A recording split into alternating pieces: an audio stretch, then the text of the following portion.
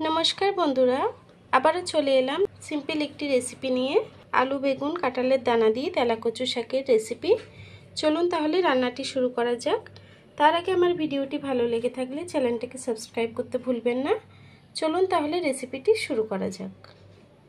तेला कचुटी रान्ना करार जोन्नो एकटी कड़ा बसिए निয়েছি। कड़ाईटी गरम हয়ে গেছে, तेल दिए देब।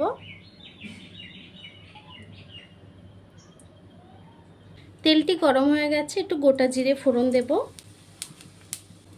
दिए देव 3টে शुकनो लंका। शुकनो लंकाटिके दिए फोड़नटाके एकटु भेजे नेब। फोड़नटिके एकटु भेजे निয়েছি, এখন सब्जिटाके दिए देव।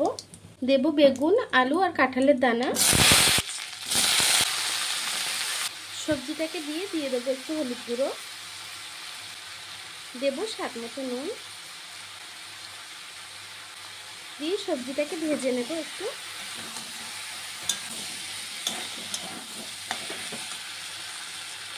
दिए देव कयेकटा काँचा लंका, झालटा যতটা पसंद करें সেই অনুযায়ী झालटा ऐड करबेन। आमी सब्जिटाके किछुक्षण नेড়ে ছেড়ে তারপরে তেলা কচু শাকটি দিয়ে দেব। সবজিটাকে কিছুক্ষণ রান্না করে নিয়েছি, এখন আমি তেলা কচু শাকটি দিয়ে দেব। তেলা কচু শাকটি সুন্দর করে কেটে ধুয়ে নিয়েছি।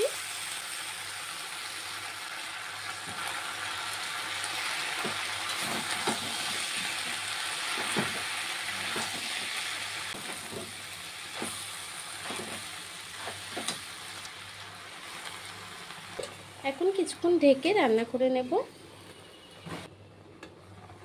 শাকটি একটু নরম হয়ে আসছে, এখন একটু নেড়ে ছেড়ে দেব।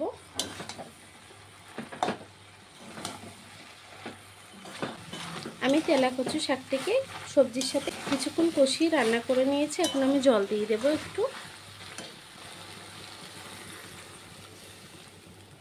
সামান্য একটু জল না দিলে কিন্তু ডাঁটাগুলো সিদ্ধ হবে না। তেলা কচু শাকের ডাঁটাগুলো কিন্তু অনেকটাই শক্ত হয়। আমি একটু জল দিয়ে দিয়েছি, এখন একটু নেড়ে ছেড়ে ঢাকা দিয়ে রান্না করে নেব।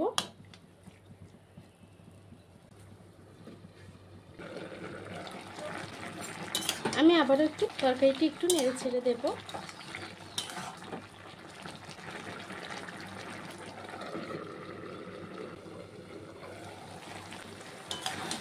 দেখুন আমার তেলা কচু শাকটি কিন্তু রান্না হয়ে গেছে, এখন আমি গ্যাসটিকে বন্ধ করে দেব।